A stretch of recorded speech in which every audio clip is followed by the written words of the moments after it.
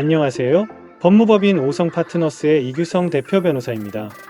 기업의 성공을 위해서 무엇이 가장 중요한가라는 질문에 대한 답으로 계약 및 거래 협상을 꼽는 분들이 많이 계십니다.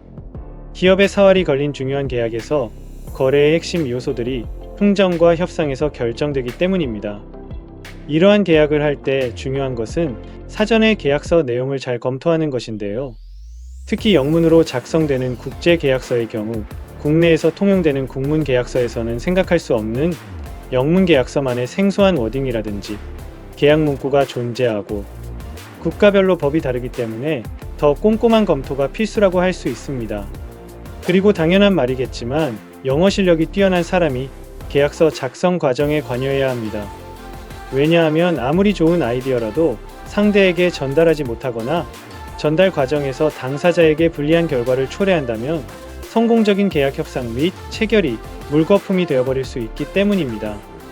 오늘은 실제 영문 계약서 체결 과정에서 전문가의 도움 없이 의향서를 체결했다가 의향서 내의 독소 조항 관련하여 저를 찾아 자문을 요청하신 기업의 실제 자문 사례를 공유드리려고 합니다. 상표권에 대한 라이센스는 일정한 권리를 갖고 있는 자가 특정 상표 등 지적재산권에 대한 실시 또는 사용할 수 있는 권리를 제3자에게 허가해주는 것을 의미하는데요. 국내의 의류업체 A사는 해외 기업인 B사가 보유하고 있는 C 상표권을 사용할 수 있는 권리를 국내에서 보유하고 있었습니다. C 상표권을 단 의류 상품이 국내에서 판매가 잘 되었고 A사는 C 상표권을 B사로부터 직접 매입하여 국내에서 안정적인 사업 확장을 도모하고자 하였습니다. 그리하여 A사는 B사와 상표권 매매와 관련한 본계약을 체결하는 것에 앞서 영문 의향서를 체결하였는데요. 이 LOI 체결 과정에서 A사는 전문가의 검토나 도움 없이 자체적으로 계약 체결을 진행했다가 A사에게 불리한 독소 조항이 다수 포함된 문서에 서명하게 되었습니다. LOI는 주로 의향서 등으로 번역되곤 하는데요. 당사자 간에 향후 체결할 계약에 대한 기초를 제공하는 합의서라고 보면 되겠습니다. 통상 LOI에는 다음과 같은 사항이 기재됩니다.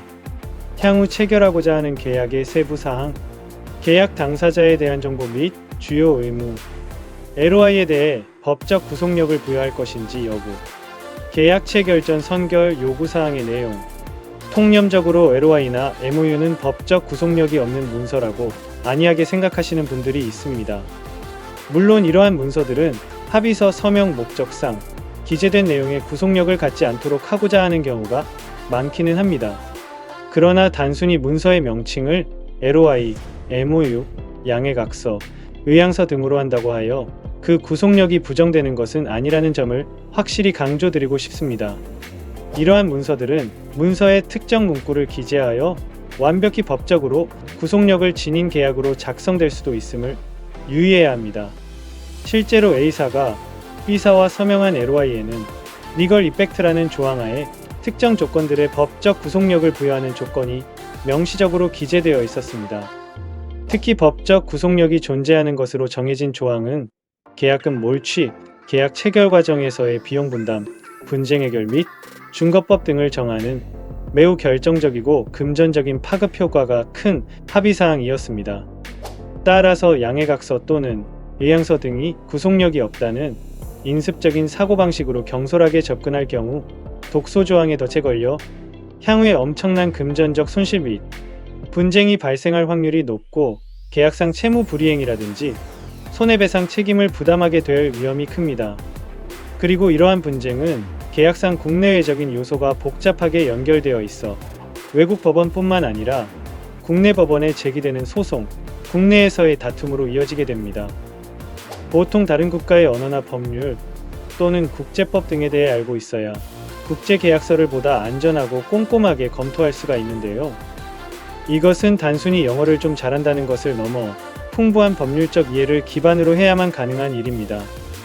국제 영문 계약서를 들여다본 적이 있는 분이라면 잘 아시겠지만 법률 영어와 일반 영어에는 상당한 차이가 있는 편인데요.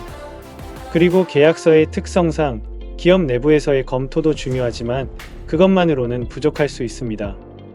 회사 자체적으로 검토를 철저히 하시더라도 최종적인 검토만큼은 기업법률 전문 변호사, 특히 영미권에서 정통 영어 교육을 받은 해외파 출신 변호사를 통하여 받아두는 것이 안전합니다. 저는 하치키스 스쿨이라는 미국의 보딩스쿨에서 고교 과정을 이수하였고 아이비리그인 브라운 대학교에서 기업경제학을 전공한 뒤 미국 메릴린치의 투자은행 부문에서 애널리스트로 활동하다가 연세대 로스쿨을 졸업하고 변호사가 된 뒤 삼성물산건설 부문 법무팀에서 변호사 경력을 쌓아왔었는데요.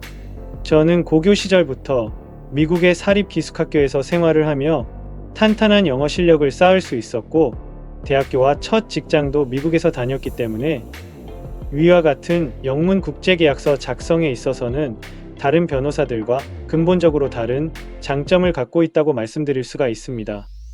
복잡한 외국법을 쉽게 이해할 수 있도록 도와드릴 뿐 아니라 억울하거나 불평등한 계약을 하는 일이 없도록 풍부한 국제법 지식과 국제거래 노하우로 전문적인 조력을 통해 안전한 거래를 도와드리고 있는데요. 계약 외에도 협상이나 여러 가지 측면에서 원활한 영어 실력으로 조력을 해드리고 있사오니 영어를 활용한 국제적 법적인 내용에 있어 조력을 필요로 하시는 분들께서는 아래 번호로 연락 주셔서 편하게 상담받아 보시기 바랍니다. 감사합니다.